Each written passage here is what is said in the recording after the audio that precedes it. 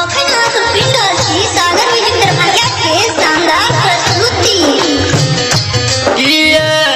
तोड़ दलऊ डोर प्रीत के हम हार गेलौ दुनिया सजीत के हो किया तोड़ दलऊ डोर प्रीत के हम हार गेलौ दुनिया सजीत के ये जहान गलती के हमारा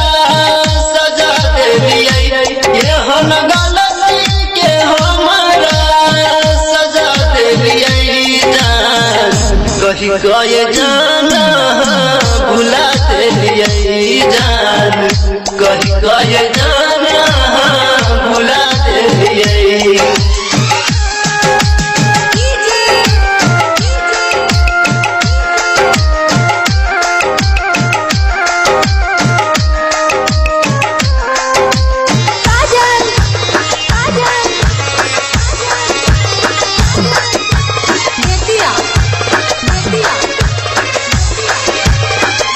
जनै नहीं छेल वहाँ के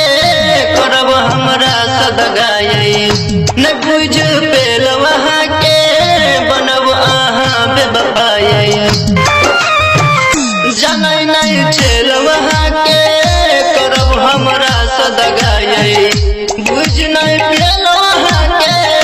बनब अहाँ बेवफाई केहन गलती के हमारा सजा दे केहन गलती के हमारा सजा दे जान कहीं गए जाना भुला दे जान कहीं गए जाना भुला दे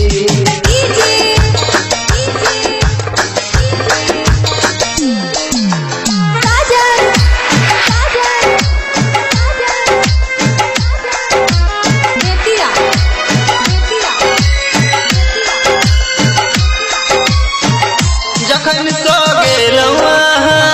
नहीं हमरा नींद अबैया रात के सुतलो में हमरा के ध्यान अबैया जखन सो गेल नहीं हमरा नींद अबैया रात के सुतलो में हमरा के ध्यान अबैया राइटर मिथिलेश किशन के दिल तोड़ देलिए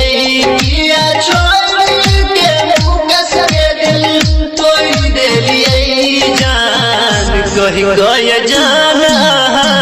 भुला दे जान कहीं गए जाना भुला दे जान कहीं गए जाना भुला दे